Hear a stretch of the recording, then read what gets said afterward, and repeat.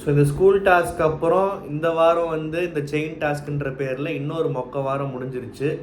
இப்படியே மொக்க வாரம்னு சொல்லி நம்ம மொக்க வாங்கிட்டு தான் இருக்கோம். ஒரு ஃபயர் மெட்டீரியலாக இன்னொரு வாரம் வந்தால் தான் இந்த 2 வாரத்தை வந்து சரி செய்ய முடியும்னு நினைக்கிறேன். ஏன்னா அந்த அளவுக்கு தான் எபிசோட்ஸ் போயிட்டு இருந்துச்சு. நேற்று எபிசோட்லாம் பார்த்தீங்கன்னா ரிவ்யூ போடல, அது வேறு விஷயம். இன்றைக்கி அதை பற்றி சில விஷயங்கள் நான் பேசுகிறேன். இன்றைக்கி எபிசோடை பற்றியும் பேசுகிறேன். ஒரு பக்கெட்டை வச்சே ஒரு எபிசோடை ஓடிட்டாங்க. ஒரு பக்கெட்டை வச்சே ஒரு ஃபுல் எபிசோடை ஓடிட்டாங்க. ஆனாலுமே சுவாரஸ்யமாக சில விஷயங்கள் இருந்துச்சு. ஸோ நான் ஃபீல் பண்ண எபிசோடு பார்த்ததுக்கப்புறம் இந்த வினோத்தோட பிஹேவியரை வந்து விஜய் சேதுபதி இன்றைக்கி விமர்சனம் பண்ணி பேசினார். கிரிட்டிசிசம் எடுத்துக்க மாட்டேங்கிறீங்க, எதுக்கு எடுத்தாலுமே வந்து நாய் மாதிரி குறைக்கிறீங்கன்னு சொல்லிட்டு. அது வந்து ஆக்சுவலாக பார்த்தா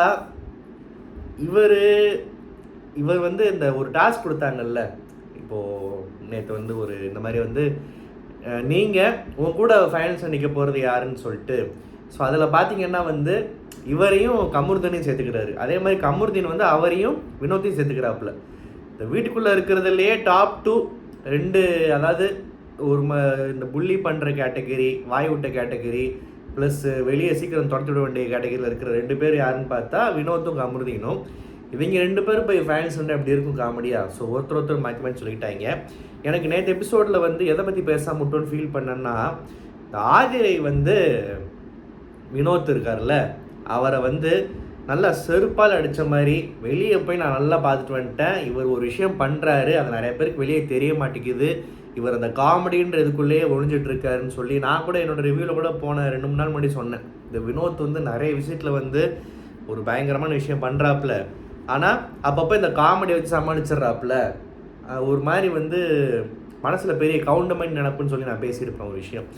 அதை தான் கிட்டத்தட்ட ஆதிரை வந்து வெளியே பார்த்துட்டு வந்து, முக்கியமாக திவாகர் போனதுக்கு ஒரு முக்கியமான காரணம் இவரும் தான். அவரை சும்மா நோண்டி ஜஸ்ட் பிகாஸ் உங்கள் காம்பினேஷன் நல்லா இருக்குன்னு சொல்லிட்டாங்கன்றக்கா அதை வேறு மாதிரி புரிஞ்சுக்கிட்டு அவரை நோண்டி ஒரு விஷயம் பண்ணி அவர் வார்த்தையை பிடுங்கி ஒரு மாதிரி பண்ணிட்டாருன்னு சொல்லிட்டு ஆதிரை சொன்னது எனக்கு ரொம்ப பிடிச்சிருந்துச்சு. ஆதிரை வந்து நிறைய பேரோட முகத்திரையை கிழிக்குது. எஃப்ஜியோட முகத்திரையை கிழிக்குதோ இல்லையா, அதில் பெருசாக எனக்கு ஒன்றும் உடன்பாடு இல்லை. ஆனால் இந்த வினோத்தை வந்து கிழிச்சிருச்சு, கமருதீனையும் கிழிக்க ஸ்டார்ட் பண்ணிட்டு இருக்கு. கமருதீனை வீட்டில் இருக்கும் போதே வந்து ஆதிரை கிழிச்சிட்டு தான் இருந்துச்சு. நான் கூட ஃபீல் பண்ணேன், அந்த மாதிரி ஒரு கண்டஸ்டன் டக்குன்னு சீக்கிரம் போயிடுச்சுன்னு சொல்லிட்டு. அதை கமருதீனுக்கெலாம் பொறுக்கலை. ஏன்னா கமருதீனுக்கெலாம் வந்து எப்படிப்பட்ட ஆள் லாயக்குன்னா வந்து நம்ம பார்க்குறதுக்கு ப்ரௌனி மாதிரி இருக்கும், தாடி வச்சுருக்கோம், மோப்பம் முடிச்சுட்டே பின்னாடி வந்துடுவாங்கன்னு சொல்லிட்டு ஏமாறுறதுக்கு இந்த பார்வதி மாதிரி ஆட்களை வச்சுருந்தாலே வந்து அவர் லைஃப் ஓட்டிடலாம். ஐ மீன் பிக் பாஸ் உள்ள அவரோட காலத்தை ஓட்டிடலாம். கொஞ்சம் ஆதிரை மாதிரி இல்லை, அப்பப்போ இப்போ புதுசாக கோவப்படுற அரோரா மாதிரி, எதிர்த்து கேள்வி கேட்டு திவ்யா மாதிரி செருப்பால் அடிக்கிறதுக்கும் ஒருத்தி இருக்கா. நம்மளை எல்லாருமே நம்மளை கொஞ்சிக்கிட்டு இருக்க மாட்டாங்க அப்படின்னு சொல்லிட்டு அந்த கேட்டகரி ஆஃப் உமன் வந்து ஸ்ட்ராங்கான உமனை ஃபேஸ் பண்ணுற துப்பு வந்து கமருதீன் கிடையாது. பார்வதியே இந்த வீட்டுக்குள்ளே முதல் 2 வாரம் நல்லா விளையாண்டுட்டு இருந்தப்போ அப்போவே கமருதீன் கூட கிளாஷாக தான் ஆச்சு. ஸோ வந்து கமருதீனுக்கு ஆதிரையோட ரீஎன்ட்ரி வந்து பிடிக்கலை.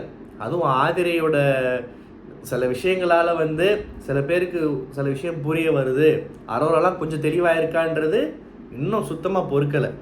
ஸோ இது ஒரு பக்கம். அதனால் இந்த வினோத்தோட பிஹேவியரை டூ லேட் இப்போ இந்த திவாகரை புள்ளி பண்ணும் போதே வார்ன் பண்ணாங்க. ஆனால் நிறைய இடங்களில் ரொம்ப அசால்ட்டாக விட்டாங்களோ, வினோத்தை வந்து ஒரு காமெடியனாகவே பார்த்துட்டாங்களோ அப்படின்றது தான் வந்து இங்கே பிரச்சனையே. ரொம்ப லேட்டாக ரியலைஸ் பண்ணியிருக்காங்க. பட் எப்பயுமே ஸ்ட்ராங்கான விமர்சனம் வைக்கல. உங்களை எனக்கு பிடிக்கும், I like you, but as a ஃப்ரெண்டுன்ற மாதிரி ஒரு மாதிரி தடவி கொடுத்து தான் இருக்கிற மாதிரி எனக்கு தோணுது. அண்டு இந்த ரம்யா உண்மையாகவே செம்ம டென்ஷன் ஆகிட்டேன். ஏன்னா ஏற்கனவே வந்து இந்த வாய்ப்பை மிஸ்யூஸ் பண்ணுறவங்களா இருக்கட்டும், இந்த வாய்ப்பு கிடைக்காதவங்க கஷ்டத்தெல்லாம் புரிஞ்சுக்காமல் ஈஸியாக உள்ளே வரவங்களா இருக்கட்டும், இல்லாட்டி இது கிடைச்சுமே லைஃப்பில் எந்த மாதிரி ஆட்களுக்கு ரொம்ப இந்த வாய்ப்பு முக்கியமோ அவங்களே உள்ளே வந்து அதை புரிஞ்சுக்காமல் தப்பு பண்ணி, நான் சிக்கன் சாப்பிட போகணும், இதை சாப்பிட போகணும், அதை சாப்பிட போகணும், வீட்டுக்கு போகணும், என்னால் முடியல, எனக்கு உடம்பு சரியில்லை. இன்றைக்கி கூட ஒரு மீம் பார்த்தேன். அதாவது பிக் பாஸ் வந்து 62 நாளாக போயிட்டுருக்கான். அதில் 61 நாள் வந்து ரம்யாவுக்கு உடம்பு சரியில்லையாம். இந்த மாதிரி டம்மி பீஸெல்லாம் வந்து ஏன்டா உள்ளே வச்சுருக்கீங்கன்னு கேட்டாலுமே வெளியும் துரத்தி விட மாட்டுறாங்க.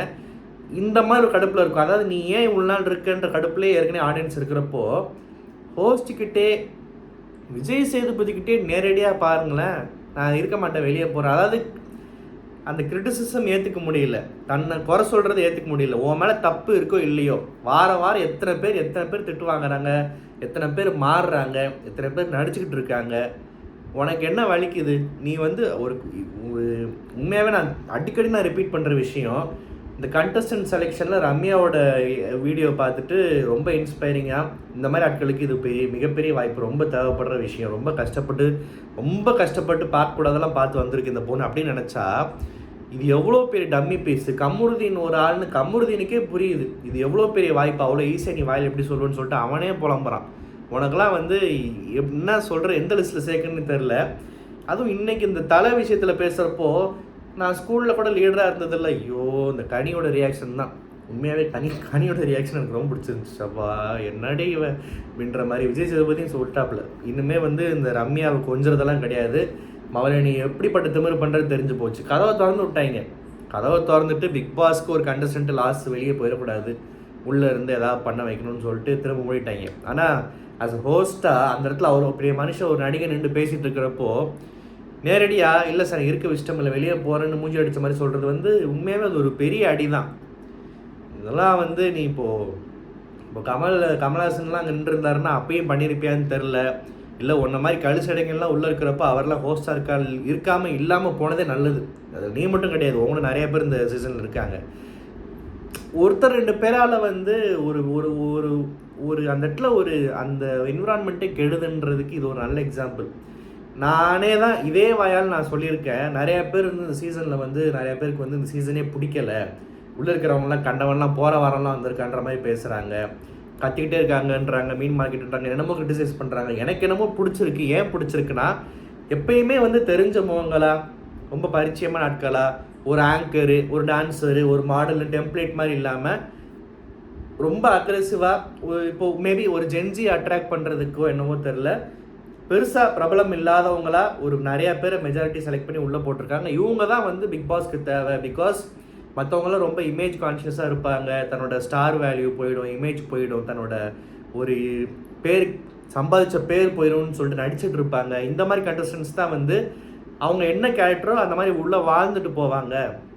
இதுதான் ஒரு பிக் பாஸ் கண்டஸ்டண்ட்டுக்கு தேவையான முக்கியமான குவாலிட்டி. நான் வந்து உண்மையாகவே இந்த சீசனை வந்து எத்தனையோ பேர் காரி துப்புறப்போ நான் பெருமையாக பேசியிருந்தேன். ஆனால் இப்போ இந்த ரம்யா மாதிரி ஆட்கள்லாம் வந்து இவ்வளோ பெரிய வாய்ப்பு வச்சுக்கிட்டு அவ்வளோ பெரிய நடிகர்கிட்ட வந்து நேரடியாக வந்து நான் வெளியே போகிறேன்னு பேசுகிறப்போ வந்து அது ரொம்ப கேவலமாக இருக்குது, கன்றாவே இருக்கா பார்க்குறதுக்கு. அதனால தான் இந்த வார்த்தையெல்லாம் நம்ம பயன்படுத்தி சொல்ல வேண்டியதாக இருக்குது. ஸோ வந்து இந்த ஸ்கூல் லீடராக நான் இல்லை, நான் ஃபெயிலு, நீ எதுக்கும் லாயக்கில்லை, உள்ள சரியான டம்மி பீஸு, அதை ஒத்துக்க முடியலை. ஆகுனா கண்ணீரை வடிச்சிட வேண்டியது, உடம்பு சரியில்லைன்ற வேண்டியது, இல்லாட்டி நான் ஸ்கூலில் இதை கிழிக்கலை அதான் நான் நொட்டலைன்னு சொல்ல வேண்டியது. இது என்ன லிஸ்ட்டில் சேர்க்கணும்னு எனக்கு தெரியல. இதுக்கப்புறம் வந்து நான் சொன்ன மாதிரி இந்த பக்கெட் வச்சே ஒரு இது ஓடிட்டாங்களா. நேற்று எபிசோடில் வந்து இன்னொரு விஷயம் நடந்துச்சு. சும்மா அவங்கள சொல்லி கொடுத்து ஒரு கேள்வி கேட்க விடுறது, அதாவது உங்கள் மேலே நிறைய பேர் வன்மத்தை கொட்டுறாங்க, ஹோஸ்ட்டை குறை சொல்கிறாங்கன்னா அதுக்கு அவர் சொன்ன பதில் நல்லா இருந்துச்சு. இந்த ஷோவே வந்து விமர்சனம், இதை பற்றி பேச்சு பொருளை, இதை பற்றி பேசுகிறத வச்சு இந்த ஷோவே இருக்குது. அதுதான் இந்த ஷோவுக்கு முக்கியமான ஒரு அம்சமே. ஸோ அதில் நானும் வந்து பாரபட்சம் பார்க்க தேவையில்லை, ஏன்னா என் மேலே நிறைய வன்மத்தை கொட்டுங்க, விமர்சனம் பண்ணுங்கன்றாரு. அதுதான் இது நம்ம இதுக்கு முன்னாடி இருந்தவர் எவ்வளோ நியாயமாக இருந்தாலும் சரி, இல்லை ஒரு இடத்துல தவறுனாலும் சரி, எல்லா வன்மத்தையும் பார்த்துருக்கோம். இவருக்கும் அது வந்து கண்டிப்பாக வரதான் செய்யும். இவர் மேலேயும் ஆரம்பத்தில் நிறைய தப்பு இருந்துச்சு. இவர் எப்படி யாரை கையாளுறான்றதை விட இவர் இந்த ஷோவே வந்து ஒரு சும்மா ஏனோ தானோ ரொம்ப லெத்தாஜிக்காக லேசியாக பண்ணிட்டு போகிறான்ற மாதிரி நிறைய விமர்சனம் இருந்துச்சு, கலாய்க்கோட செஞ்சுட்ருக்காங்க. ஸோ அது ஒரு ஏதோ கூட்டத்தில் இப்படி ஒரு கேள்வியை கேட்கணும், என்னோடய பதிலை சொல்லணும்னு பதிவு பண்ண மாதிரி தான் இருந்துச்சு. அண்டு எவிக்ஷனுக்குள்ளே போனாங்க. எவிக்ஷன் பார்த்தா புதுசாக எவிக்ட் ஆகிட்டாப்புல. உண்மையாகவே என்ன சொல்கிறது, அவர் சொன்னது ஒரு விஷயம் உண்மை தான். ஏன்னா இந்த வீட்டுக்குள்ளே வந்தப்போ இந்த புருஷன் காமிச்ச கேரக்டரு, பாடி லாங்குவேஜு, ஒரு மாதிரி ஒரு ஆட்டிடியூடெல்லாம் வந்து ரொம்ப மோசமாக இரிட்டேட்டிங்காக பல பேருக்கு பிடிக்காத மாதிரி இருந்துச்சு. நம்ம அடிக்கடி சொன்னோம்ல, நான் வந்து வந்ததுலேருந்தே பிடிக்கல விமர்சனம் பண்ணிட்டுருப்பேன். நிறைய பேர் வந்து இவரை இப்படி சொல்லாதீங்க அப்படி சொல்லாதீங்க பேர் சொல்லி அவங்களுக்கு பேர் இல்லையாலாம் கோவப்பட்டீங்க. 2 வாரம் கழித்து நீங்கள் சொன்னது தான் கரெக்டு, ஓவராக பண்ணுறாங்கன்னு சொல்லிட்டு தன்னோட ஃபேன்ஸையுமே ஹேட்டர்ஸாக மாற்றிட்டார். ஆனால் வாட் எவர் எல்லாருக்குமே வந்து சறுக்கும், ஏதாவது தப்பு பண்ணுவாங்க. ஆனால் சில பேர்லாம் வந்து திருந்த முயற்சி பண்ணாலும் சரி, திருந்தினாலும் சரி நடிக்கிறான்டா, இவன்லாம் வந்து வாழ்க்கையில் திருந்துறதுக்கு லாயக்கே இல்லை, இவன் ரத்தத்தை ஊருக்கு ஒரு விஷயம் அப்படின்றது வந்து இப்போ கமருதீன் மாதிரி ஆட்களுக்கெலாம் வந்து பொருந்தும். புருஷன் வந்து என்னமோ வந்து ஒரு ஆட்டிடியூட் காமிச்சாரு, ஒரு மாதிரி வந்து பேசினாரு, ஒரு திமிர் இருந்துச்சே தவிர வந்து பெருசாக வந்து ஒரு அழுக்கு பிடிச்ச அசிங்கமான ஒரு கேவலமான கேரக்டர்ன்ற மாதிரிலாம் எங்கேயும் கெட்ட பேர் வாங்கலை. ஆனால் என்ன சொல்கிறது, ஆனால் உள்ளே வந்தது அந்த கேம் பிளே ரொம்ப மட்டமாக தான் இருந்துச்சு. அதை உடனே மாற்றி அமைச்சுக்கிட்டு இப்போ இந்த ஒரு வாரமாக வந்து நான் கூட ஒரு இதில் சொன்னேன், இவர் அந்த ஜோன்லேருந்து வெளியே வந்துட்டார், இப்போ இந்த ஹஸ்பண்ட் ஒய்ஃபு அந்த இதை விட்டு வெளியே வர ட்ரை பண்ணுறாரு, பட் இந்தம்மா விட மாட்டேங்குது, எமோஷனல் பாண்டிங்கிற பேரில் பிடிச்சிட்டு தொங்கிக்கிட்டு இருக்குன்னு சொல்லியிருந்தேன்ல. ஸோ எல்லாம் கைகூடி வரப்போ அந்த ஒரு மாதிரி ஒரு வில்லத்தனமாக இருந்துச்சுல, ஒரு கொண்டை போட்டு ஒரு தாடி வச்சு உள்ளே வந்து அந்த புருஷன் கெட்டப்புக்கும் மீசை எடுத்து இன்னும் கொஞ்சம் ஒல்லியாக இந்த இதெல்லாம் பூசி அந்த ஸ்கூல் டீச்சர் கேரக்டராக இருக்கட்டும், இந்த இன்ஸ்பெக்டர் போலீஸ் கேரக்டராக இருக்கட்டும், அண்ட் இந்த முக்கியமாக 3ஆம் பெரிய பெர்ஃபார்மன்ஸாக இருக்கட்டும், இதிலலாம் வந்து நல்லா ஸ்கோர் பண்ணாப்புல. ஸோ ஒரு நல்ல இமேஜ் பில்டாகி வந்துட்டு இருக்கிறப்போ கோட்டை விட்ட மாதிரி வந்து ஓட்டிங்கில் முடிஞ்சு போச்சு, வெளியே அமுச்சு விட்டாங்க. இதுதான் இந்த முன்னாடி பண்ண பாவம் இப்போ துரத்துதுன்னு வாங்கிக்கலாம் தான் இது. ஆனால் அது அவரே புரிஞ்சுக்கிட்டாரு. உள்ளே போகிறவங்களுக்கு உள்ளே வெளியே போகிறதுக்கப்புறம் உள்ளே இருக்கிறவங்களாம் சூப்பர் அட்வைஸ் பண்ணார். இந்த மாதிரி வந்து நான் என்னோடய கேம் பிளே மாற்றிட்டேன், ஆனால் இப்போ நான் வெளியே இருக்கேன், டைம் பத்தல, ஸோ நீங்கள்லாம் அந்த வாய்ப்பை யூஸ் பண்ணிக்கணும்னு அழகாக சொன்னார். அண்டு இவர் வந்து வெளியே போகிறாருன்னு தெரிஞ்சே தான் அந்த மாருதி காருக்குள்ளே வச்சு இவரை ஒரு ரவுண்டு விட்டு ஒரு டிரைவர் காமிச்சாங்க போல் பொண்டாட்டிக்கு, என்ன இந்தம்மா எப்படி கதறுது, பேசாமல் இப்போவே மயக்கம் போட வச்சுருவோம், அடுத்த வாரம் உண்மையாகவே போகிறப்போ மயக்கம் போட்டால் வம்பாயிரும்னு சொல்லிட்டு ஒரு டீசர் ட்ரெய்லர் மாதிரி போட்டு விட்டாங்களா என்னன்னு தெரில. சில பேர் வந்து ஓவர் ட்ராமா, தேவையில்லாத இது அதுன்னு கலாய்க்கிறாங்க, பார்க்குறதுக்கு அப்படி தான் இருக்குது. சரி ஓகே, ஒரு ஹஸ்பண்ட் ஒய்ஃப் வந்து இவ்வளோ லவ்வோட இவ்வளோ அட்டாச்மெண்ட்டாக இருக்கலாம், ரியல் லைஃப்பில் இருக்கலாம், அதை யாரும் விமர்சனம் பண்ண போகிறதில்ல. இன்ஃபேக்ட் இதெல்லாம் வெளியே இருந்தால் பெருமையாக தான் பேசுவாங்க. ஒரு கேமுன்னு வரீங்க, அதுவும் தெரிஞ்சே வரீங்க எப்படிப்பட்ட கேமுன்னு, யாராவது ஒரு ஆள் எப்போயாவது போய் தான் ஆகணும்னு தெரியும். அண்ட் 2 அழகான பிள்ளைங்களை வெளியே விட்டுட்டு உள்ளே வரீங்க, அதுவே ஃபஸ்ட்டு வந்து உள்ளே வந்துட்டு அதை மிஸ் பண்ணுறேன்னு சொன்னால் சரி ஓகே, நம்ம பழச பேச வேணாம், வன்மத்தை நான் வன்மத்தை கற்கலை, பழைய விமர்சனத்தை விட்டுருவோம். இப்போ ஒருத்தர் போகிறாரு, எப்படியும் போய் தான் ஆகணும்னு தெரியும், ஒரு அளவுக்கு ஃபீல் பண்ணால் ஓகே. மயக்கம் போட்டு விழுகிறது என்ன, இன்றைக்கி வெளியே ஓடுறது என்ன, இது வெளியெல்லாம் ஓடி இருந்தால் அப்புறம் பிக் பாஸ் வரலாறுல பரணி ஏறி பாஞ்சான்ற மாதிரி இந்தம்மா ஓடுகாலின்னு பட்டம் கட்டியிருப்பாங்க. ஓடுகாலின்னா இந்த வீட்டை விட்டு ஓடுறதோ அவங்களுக்கு தான் அந்த மாதிரி அந்த வார்த்தை பயன்படுத்துவாங்க. பிக் பாஸ் வீட்டை விட்டு ஓடுனா பிக் பாஸ் வரலாறுல ஓடுகாலி கண்டஸ்டன்ட்டுன்றாங்க. தேவையா அதெல்லாம் தேவையா? அவரே ஆக்சுவலாக வந்து ஃபீல் பண்ணிட்டு தான் போகிறாரு. என்னடா நம்ம கேம் நல்லா ஆடணுன்றப்போ நம்ம ஒரு ஹீரோ மெட்டீரியல் நினச்சி உள்ளே வந்தோம், எதையுமே சாதிக்காமல் வெளியே போகிறோமேன்னு சொல்லிட்டு நீயாவது உள்ளே இருந்து அவர் சொல்கிற மாதிரி ஒரு ஸ்ட்ராங்காக இருந்து நல்லபடியாக வழி அமைச்சா அந்த மனுஷன் நிம்மதியாக போக போகிறாப்புல. அழுது புரண்டு ஓடி போய் பிடிச்சி இழுத்து உள்ளே வச்சு பிக் பாஸ் வந்து எனக்கு அஸ் அ ஃபேனாக ரொம்ப வருத்தமாக இருக்குது. சிரிக்கிறாரு, பேசுகிறாரு, அழுகிறாரு, என்னென்னமோ எமோஷன்ஸ் காட்டுறாருன்னு சொல்லியிருந்தோம்ல, அந்த குரலுக்கு உண்டான கெத்தே போச்சுன்னு. ஒரு கண்டஸ்டண்ட்டாக அவ்வளோ திமிரா ஹோஸ்ட்கிட்டே நான் வெளியே போகிறேன்னு சொல்லி போய் பேக் பண்ணுது, கதவை திறந்து வைக்கிறாங்க, திரும்ப சார்கிட்டனே மூடுறாங்க, அந்த லெவலுக்கு இறங்கிட்டாங்க. அப்புறம் ஹோஸ்ட்டே வந்து இதான் லாஸ்ட்டுன்னு வார்னிங் கொடுக்குறாரு. ஒரு கண்டஸ்டன்ட் வெளியே போகாதீங்க உள்ளே வாங்க அப்படின்னு சொல்லிட்டு உள்ளே கூப்பிட்டு வச்சுக்கிறாரு. என்னன்னு தெரில, இது யாராவது ஒரு கண்டஸ்டண்ட்டுக்கு ஒரு பெரிய அடி விழுகணும். இனிமேல் எவனாவது வார்த்தை விடு, பிக் பாஸ்னால் அவ்வளோ ஈஸியாக போச்சு அவங்களுக்கு. வாயில் வெளியே போகிறேன்னு வார்த்தை வந்தாலே வெளியே துரத்திட்டு தான் மறு வேலை பார்ப்பேன்னு பண்ணாதான் இந்த மாதிரி இந்த ரம்யாமே ஆட்களுக்கெல்லாம் வந்து பெரிய பாடம். பட் ஏன்னா இனிமேல் பாடம் எடுத்து என்ன செய்ய, அதான் உள்ளே விட்டாங்களே, வெளியே போயிருக்கணும். ஏதோ காசு முக்கியம் இல்லை, அது முக்கியம் இல்லைன்னு வெளியே கெட்ட வார்த்தை வேறு பேசிக்கிறது உள்ளே உட்காந்து. அந்த காசுன்றது லைஃப்பில் எல்லாமே காசு கிடையாது, ஆனால் காசு முக்கியம்தான். அந்த காசு சம்பாதிக்க முடியாமல் கஷ்டப்பட்டு தானே நீங்கள் வந்து உங்களோட லைஃப்பில் உங்கள் வீடியோ நீங்களே போட்டு பாருங்கள், எவ்வளோ கஷ்டத்தை தாண்டி, எவ்வளோ பிடிக்காத வேலையை பண்ணி எவ்வளோ கஷ்டத்தை தாண்டி வந்திருக்கீங்கன்னு. உங்களுக்கெல்லாம் வந்து விஜய் டிவியில் கூப்பிட்டு இப்படி இவ்வளோ பெரிய ஷோவில் இவ்வளோ பெரிய சேனலில் விஜய் சேதுபதியை விட்டு பேச விட்டு உள்ளே உட்காந்து அதுக்கு ஒரு நாளுக்கு டெய்லி சம்பளமும் கொடுத்தா அந்த காசை வாங்குறதுக்கு வலிக்குது, உட்காந்து அந்த வேலையை செய்கிறதுக்கு வலிக்குது. இப்போ தான் தெரியுது எவ்வளோ பெரிய முட்டாளாக இருந்தால் ஒருத்தனையே பிடிச்சி தொங்கிக்கிட்டு அவனுக்காக ஏமாந்து காசை விட்டு உன் கதையில் ஏன் அப்படி இருந்துச்சுன்னு சொல்லிட்டு. சரி ஓகே, நமக்கு எப்பயுமே இந்த வாய்ப்பை சிறுமைப்படுத்துகிற கண்டஸ்டன்ஸ் பிடிக்காது. அதை ரொம்ப நான் பர்சனலாக எடுத்துக்கிட்டு நான் வந்து ரொம்ப புலம்ப ஆரம்பிச்சிருவேன். ஸோ இது ஒரு புலம்பல் ரிவ்யூனே கூட வச்சுக்கலாம். ஸோ அதுக்கப்புறம் பார்த்தீங்கன்னா பொண்டாட்டியை பிடிச்சி உள்ளே கூட்டு வந்துட்டாங்க. அந்த எபிசோடில் ரம்யா பண்ண தப்ப உடனே போய் வேடிக்கை பார்க்காம ஒரு நல்ல எண்ணம் அந்த இடத்துல பொண்டாட்டிக்கு இருந்துச்சு. ரம்யாவுக்கு அட்வைஸ் பண்ணி தண்ணி கொடுத்து சொல்லி புரிய வச்சு அதை கரெக்ட் பண்ணுறதுக்கு புருஷனும் போய் பேசினார். ஸோ புருஷன் பொண்டாட்டி ப்ளஸ் இவங்க திவ்யா நினைக்கிறேன், இவங்கெல்லாம் பேசி புரிய வச்சு ரம்யாவை தேத்தி கொண்டு வந்தாங்க.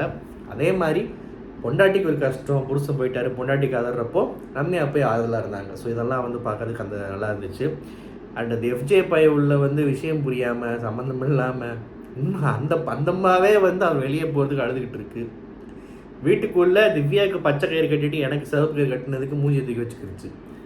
அந்த மாட்டை போய் ஒரு மாதமாவது உங்கள் ஹஸ்பண்டு பேச்சுலராக இருக்கட்டும், வெளியே போய் ஜாலியாக இருக்கட்டும்னு சொன்னால் இந்த அம்மா என்ன ஆமாம்ல, ஒன் மந்த் என் ஹஸ்பண்ட் பேச்சுலராக இருக்கட்டும், ஆனால் இப்போ நான் இனிமேல் அழுக மாட்டேன், தேங்க்ஸ் எஃப்ஜே, நான் சொல்ல போது காரி துப்புறாதா, ஏண்டா அதுவே எரிஞ்சிக்கிட்டு இருக்கு, அதில் போய் விளக்கெண்ணெய் ஊற்றுறியப்பா, அந்த மாதிரி தான் இருக்குது உங்கள் கதை. எதுக்கு உனக்கு இந்த அட்வைஸ் எல்லாம்?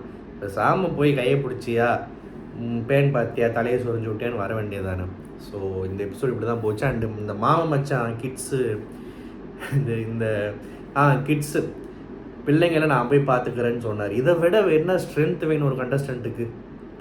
இன்ஃபேக்ட் விக்ரம் புலம்புன மாதிரி எமோஷ்னல் சப்போர்ட் உள்ளே மட்டும் இல்லை, விட்டுட்டு போகிறப்போவும் நீ உள்ளே இருக்குன்றதுக்கு எமோஷனல் சப்போர்ட் கொடுத்துட்டு போகிறாரு புருஷன். நான் போய் பிள்ளைங்களை பார்த்துக்கிறேன், நீ தைரியமாக விளையாடு அப்படின்னு சொல்கிறத விட ஒரு மனுஷிக்கு வேறு என்ன வேணும்? இதை விட சப்போர்ட் வேணும். அண்ட் இந்த நான் சொன்னேன்ல, சார்னு சும்மா புலம்புறாங்க, ஃபேக்காக இருக்குன்னு அதை ஒத்துக்கிட்டார். சார்னு பேசிக்கிறதே அது வந்து ஒரு வழியாக முடிஞ்சிருச்சுன்னு சொல்லிட்டு மாமா மச்சான் கொஞ்சம் கொலாவினாங்க. கொஞ்ச நேரத்துக்கு நல்லா இருந்துச்சு, கொஞ்ச நேரத்துக்கு ரசிக்கும்படியாக இருந்துச்சு. பட் ரொம்ப விஜய் சேதுபதி தாடியை கடிச்சு வச்சுக்கிட்டு பிடிச்சி அவள் சொல்லு மச்சான் இழுத்துட்டு இருந்தாங்க. கடைசியில் டே 2 பேரையும் மொத்தமாக துரத்தி விட்டுற போகிறாங்க, ஷோ டைம் ஆயிடுச்சு, உனக்கு என்ன இப்போ ஆட்டோக்கு போகிறதுக்கு காசு இல்லையா, இல்லை உனக்கு வண்டி இல்லையா, வா நான் இறக்கி விட்டு தொலைகிறேன் மூதேவி கிளம்புன்னு சொல்லிட்டு கிளம்பிட்டாங்க. இதோட நானும் கிளம்புறேன். இந்த ரிவ்யூ உங்களுக்கு பிடிச்சிருந்தா மறக்காமல் சேனல் சப்ஸ்கிரைப் பண்ணுங்கள். நன்றி, வணக்கம்.